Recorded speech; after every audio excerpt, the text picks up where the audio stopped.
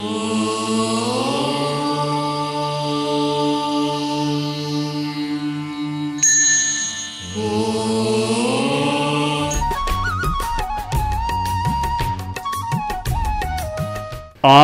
वाङ्मय में कहा गया है,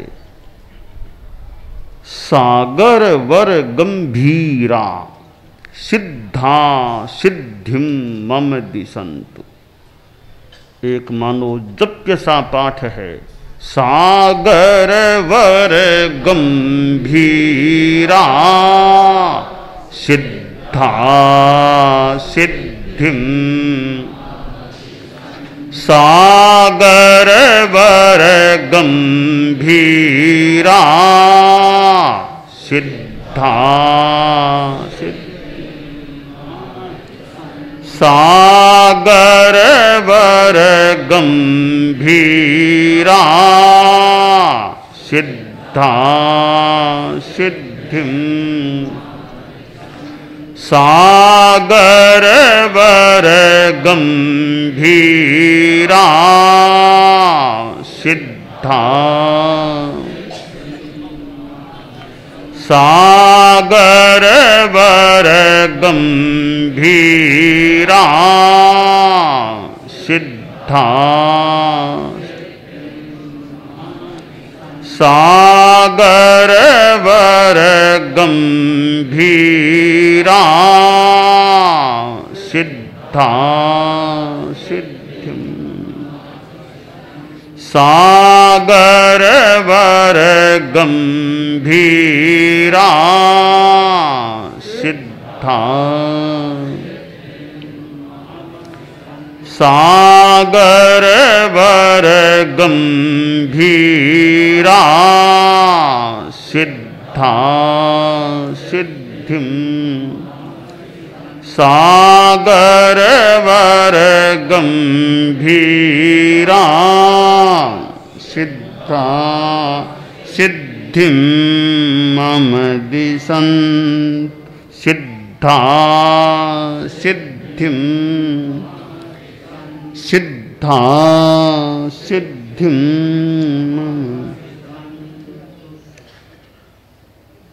सिद्धों को अनेक उपमाओं से या उपमा वाले शब्दों से भी ज्यादा उनका अतिशय बताते हुए अभिनंदित, अभिवंदित, कीर्तित, स्तुत किया गया है। और उनकी स्तवना में एक श्लोक का एक चरण यह भी है, सागर वर गंभीरा। वे सिद्ध कैसे होते हैं? सागर के समान गंभीर। सागर की गहराई प्रसिद्ध है और सिद्धों को तो वो तो जो अष्टकर्म क्षीण कर चुके हैं, उनकी गंभीरता सागर सी हो, सागर से भी ज्यादा हो। वे तो परम आत्मा पुरुष हैं, परमात्मा है।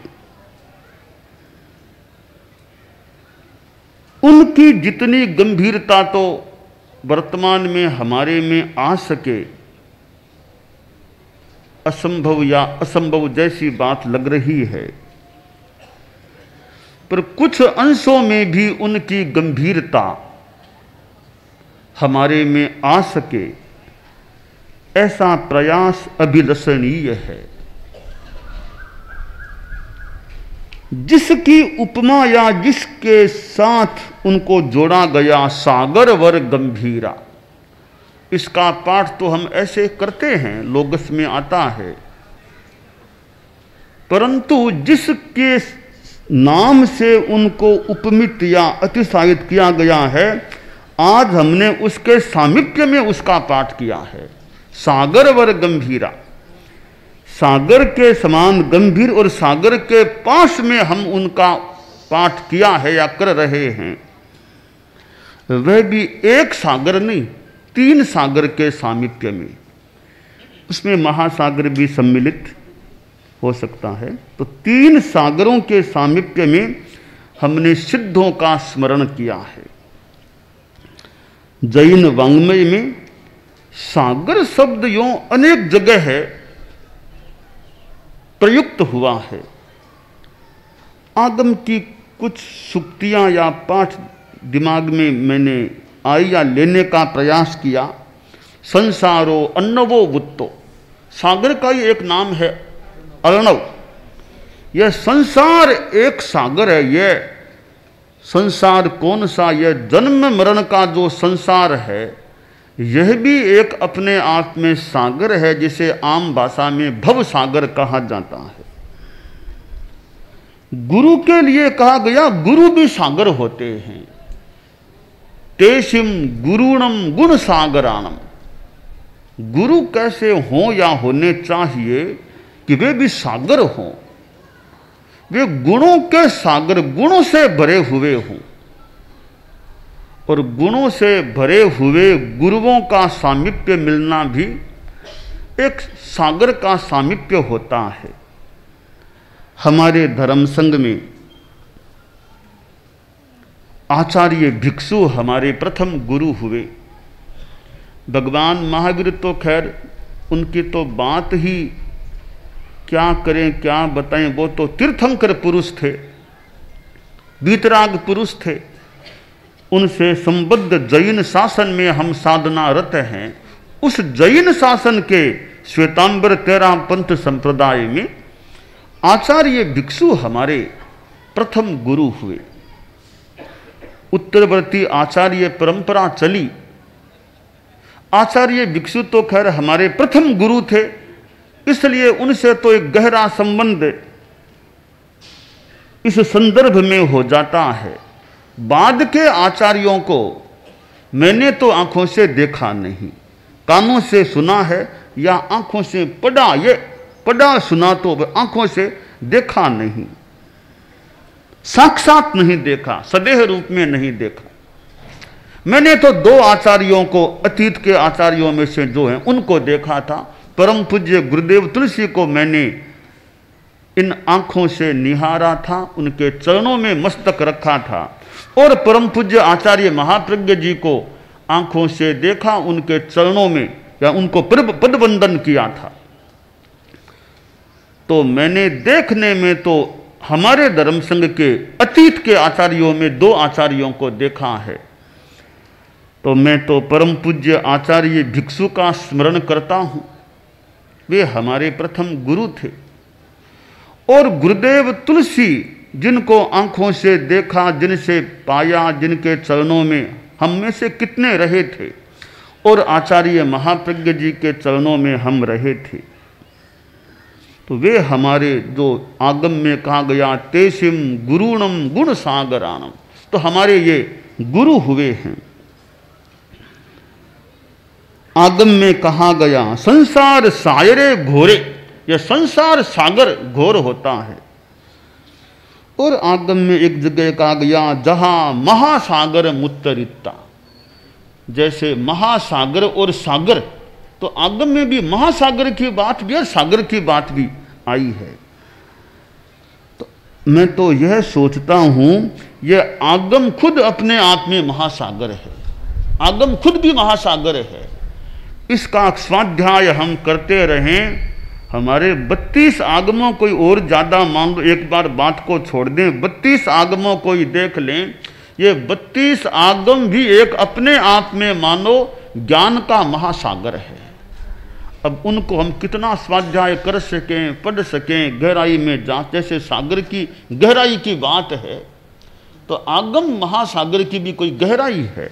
उतनी गहराई तक तो हम कितने जा सकें तो अच्छा, कितने गहराई में जा सकें, कि आगम महासागर है। हमने यहाँ आकर के में आकर के सागर को, 3 सागर की जो बात, महासागर, सागर, सागर जो भी देखा है, और सागर की कितनी विराटता होती है। सागर में साम्य भाव भी है, यानी वो मर्यादा में समता में है। ऐसा नहीं कि आक्रोश में आ जाए, कुछ सामान्यतया समता में रहता है अपना। समता कितनी जहाजें आए करे सागर अपनी समता में, साम्य है सागर में, मर्यादा में रहता है, कोई ऐसे आक्रोश में नहीं आता है सामान्यतया। तो सागर में साम्य होता है और सागर में गतिमत्ता भी होती है। तब तरंगों को देखते हैं किस प्रकार तरंगें आती हैं, तो सागर यूं निठल्ला नहीं है, तरंगें भी उसमें गतिमत्ता भी देखने को मिलती है। तो सागर में साम्य भी है, गतिमत्ता भी है और सागर में रहस्यता भी होती है। रहस्य एक गोपनीय चीज, गुप्त चीज, गहराई की चीज। तो सागर में वह रहस्यता, गहनता, गहराई भी होती है। तो यह जो दृश्य सागर है, यह भी कोई मामूली चीज नहीं है। हमारी सृष्टि का एक तत्व है सागर। और ये पूरे त्रियक लोक में कितने सागर भरे पड़े हैं, कितने सागर हैं। उन सब को तो देखना भी हमारे लिए अभी तो मुश्किल सा ही है, या मुश्किल है। हम इन सागरों को देखते हैं तो इन सागरों को भी देख करके यह हम जान सकते हैं हमारी सृष्टि का एक अंग ये सागर भी हैं। और सागर से हम समता भाव, साम्य भाव की प्रेरणा ले सकते हैं। हम सागर से गतिमत्ता की गति करते रहें, निष्क्रिय आलस्य में निष्क्रिय होकर न बैठे, पुरुषार्थ करते रहें, उपयुक्त रूप में हमारे में गतिशीलता, गतिमत्ता बनी रहे। और यह रहस्यता, हर बात को उगलना नहीं चाहिए, कई बातें भीतर में रखनी चाहिए। हम अनेक बातों को जानते होंगे, जानी हुई सारी बातें यूं बाहर रखने की नहीं होती। कई रखने की बातें रखने की होती है, रखी भी जा सकती है। कई बातों को भीतर में ही रहस्य के रूप में बनाए रखना चाहिए। रहस्य का उद्घाटन जब कभी करना हो तो कर दें, वरना वह रहस्य ही बना रहे। यह गंभीरता और गहनता की बात है। तो सागर से हम इस रहस्यता, इन सागर के भीतर में क्या क्या होगा, इस रहस्यता की प्रेरणा भी सागर से ली जा सकती है। आज हम लोग यहाँ केके में या सागरों के परिपार्श्व में जो भी बैठे हैं, स्थित हैं, प्रातःकाल हम लोग वो जहाँ सागरत्रय संगम का स्थल है वहाँ गए थे। और वहाँ हमने बृहत मंगल पाठ का खासकर मैंने उच्चारण किया। और साध्वी प्रमुखा जी तो उस समय हमारे पास नहीं पधारी थी, निर्धारित कार्यक्रम अनुसार कुछ देरी से ही पधारने वाली थी। पर हम संत, हमारे साथ संत लोग थे और भी गृहस्थ लोग भी थे। बृहत मंगल पाठ हमने किया। पर बाद में कुछ संत मुझे थोड़ा उधर ले गए कि 3 संगम वहाँ आप पधारिए पधारिए। थोड़ा मैं भी उधर चला गया। और मुनि कुमार समण जी ने कुछ व्याख्या भी की, ये लहरें उसकी, ये उसकी, ये ऐसे बता भी रहे थे। तो 3 का संगम हमारे भीतर भी 3 का संगम है और या होना चाहिए। जैसे नाम बताए थे संतों ने, हिंद महासागर, अरब सागर, बंगाल की खाड़ी। तो हमारे भीतर में 3 सागर, ज्ञान सागर, दर्शन सागर और चारित्र सागर, इन तीनों का संगम अच्छा रहना चाहिए। हम चारित्रात्माओं में भी, श्रावक समाज में भी ये तीनों का संगम बना रहे। भीतर में ज्ञान भी रहे, साथ में दर्शन भी रहे, साथ में चारित्र भी रहे। ये तीनों ऐसा नहीं ज्ञान अलग पड़ा है, दर्शन अलग पड़ा है, अलग अलग उनका संगम हो जाए, तीनों साथ में रहें। तो 3 सागरों से हम यह प्रेरणा लें कि हमारे भीतर में यह ज्ञान सागर, दर्शन सागर और चारित्र सागर, इन तीनों का वो संगम बना रहे, और वो संगम इस प्रकार का बना रहे कि कभी हम महान महासागर मोक्ष में पहुंच जाएं, फिर इन सागर भी मानो सागर विलीन हो जाएंगे। तो ज्ञान दर्शन चारित्र की आराधना करना हमारा धर्म है। जैन शासन में हम लोग जैन श्वेतांबर 13 पंथ धर्म संघ में साधना कर रहे हैं, और हमारा धर्म संघ व्यक्तियों की दृष्टि से, क्षेत्र की दृष्टि से काफी व्यापक है, फैला हुआ है। यानी कितने कितने प्रांतों में हमारे श्रावक श्राविकाएं निवास प्रवास करते हैं, और हमारे साधु साध्वियां समन श्रेणी के सदस्य भी कहां कहां जाते हैं। परम पूज्य गुरुदेव तुलसी ने स्वयं ने कितनी यात्रा की थी, कहां कोलकाता पधारे थे, और कहां ये के दक्षिण भारत इधर भी पधार गए। कितनी सुदूर यात्रा गुरुदेव तुलसी ने की थी। और आज से 50 वर्ष पहले, जैसा कि साध्वी प्रमुखा जी ने फरमाया, चैत बदी छठ, तो गुरुदेव तुलसी के में थे, और वहीं आज मानो मैं हूं 50 वर्ष के बाद। गुरुदेव तुलसी हमारे गुरु थे, निर्माता थे, स्थूल भाषा में कह दें भाग्य विधाता भी थे। तो वे जहां पधारे थे, लगभग ठीक 50 वर्ष बाद आज मैं भी वहीं स्थित हूं। 50 वर्ष का इतिहास मानो यह पुनरावृत्त, 50 वर्ष पूर्व जो घटित हुआ, आज मानो वह पुनरावृत्त हुआ है। साधु साध्वियों ने और ये अभिवंदना का उपक्रम भी रख दिया। मुझे तो पूरी कोई जानकारी भी नहीं दी गई थी विस्तार से, यह कोई अभिवंदना होने वाली है। मतलब कोई भाषण देंगे, ऐसा गीत का कोई भाषण ऐसा समझा कर देंगे, तो बाद में यह कोई अभिवंदना का होगा। हालांकि मैं थोड़ा तो मुझे कुछ थोड़ी सी आशंका सी तो हुई। एक संत आया मेरे पास कि आप रोकना मत, रोकना मत। मैंने कहा रोकना, सोचा रोकना क्या, बोल देंगे रोकना क्या है। वो कहा आप रोकना मत। एक संत मुझे कह गया, वो रोकना मुझे क्यों कह रहे हैं, रोकना मत, रोकना मत। मैंने सोचा भी बोल देंगे तो बोल देंगे, क्या इसमें क्या रोकने की बात है, कोई बोल देंगे। तो उन्होंने कहा आप रोकना मत, तो बोले रोकना मुझे क्यों कह रहे, रोकना मत। मैंने कहा नहीं, मैं सोचा बोल देंगे, भाषण होगा, हो जाएगा, खास बात है, गीतिका गा देंगे, भाषण कर देंगे।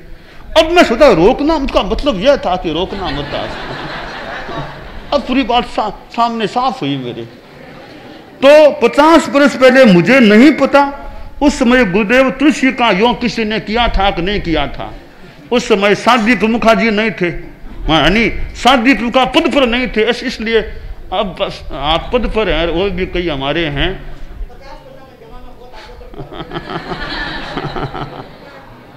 तो खैर साधु साध्वियों ने, और मुख्यतया यो माने साध्वी प्रमुखा जी इधर मुख्य मुनि साध्वी वरिया भी हैं, तो हम और साधु साध्वियाँ हमारा इतना अभिवंदन किया। तो ये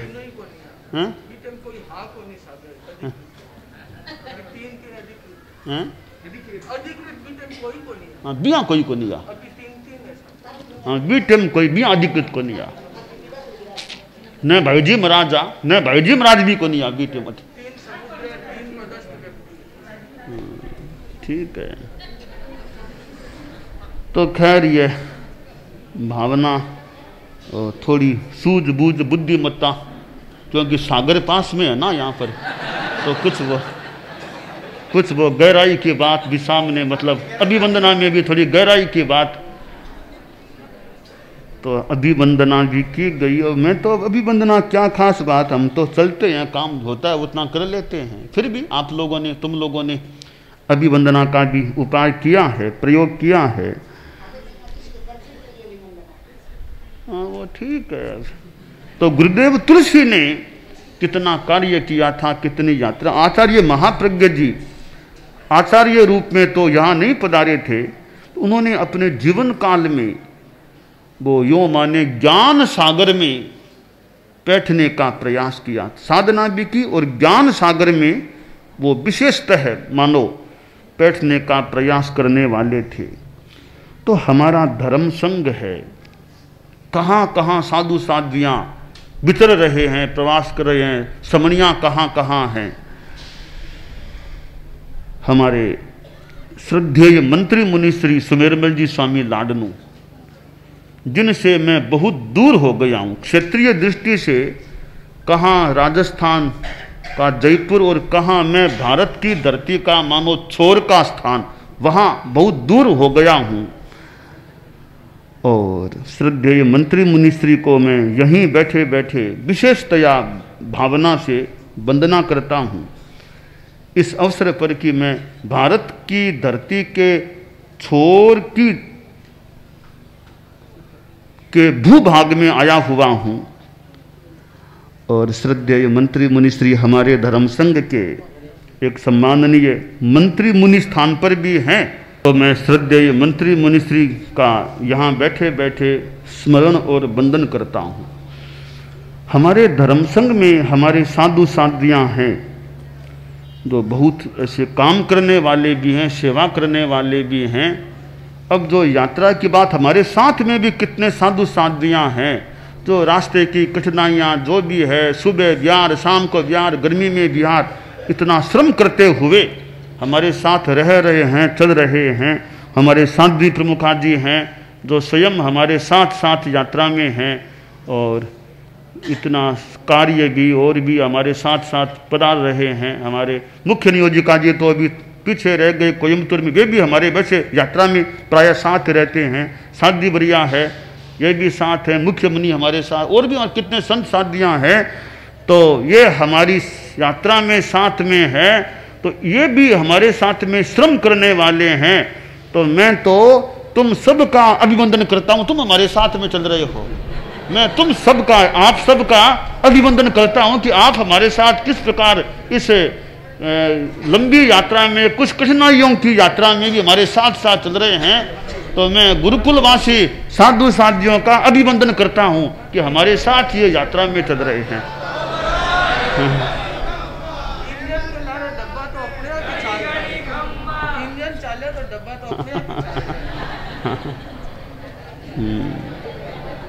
तो हमारे सभी साधु साध्वियाँ धर्म संघ के हैं।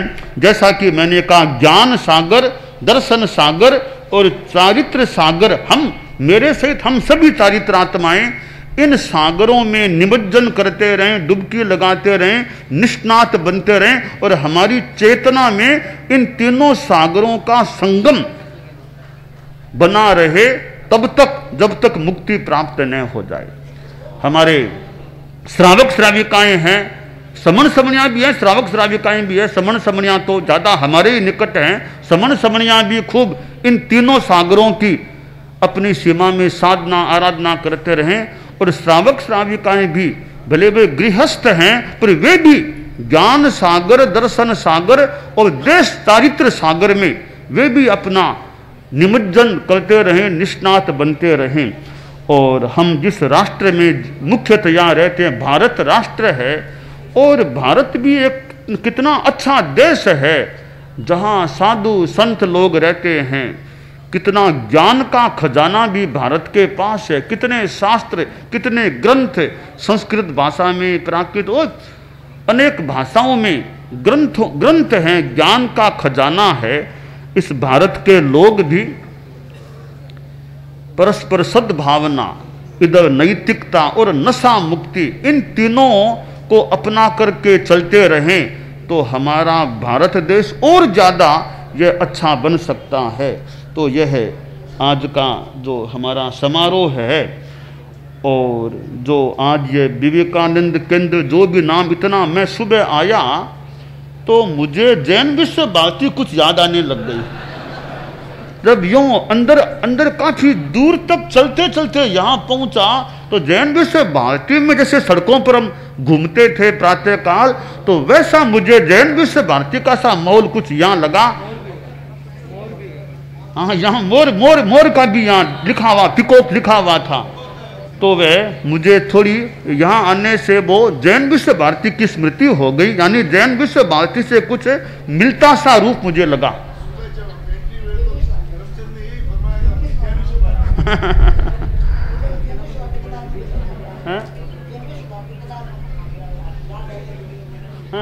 साधी प्रमुखा जी फरमा रहे हैं कि जैन विश्व भारती फराने का तो आपने फरमा दिया है, तो जब राजस्थान जाएंगे छापल चौमासा है ही जैन विश्व भारती में जाने का भाव है। और यथा अनुकूलता वहां रहने प्रवास करने का भाव है।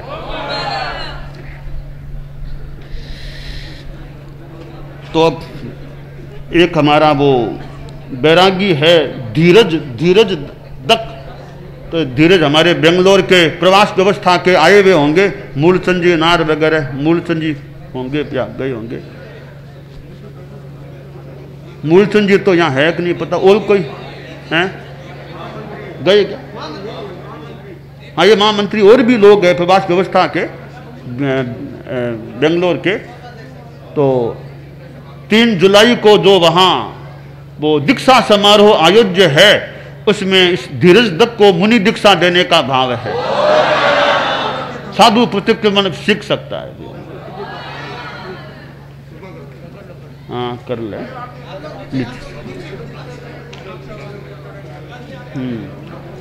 तो इन्हीं सब बातों के साथ हाँ वो मेरा वक्तव्य पूरा हो रहा है। दानान सेठं अभयपयाणम सच्चेषु या अनवज्जं वयंती तवेषु या उत्तम बम्बचेरम लोगुत्तमे समणे नाय पुत्ते।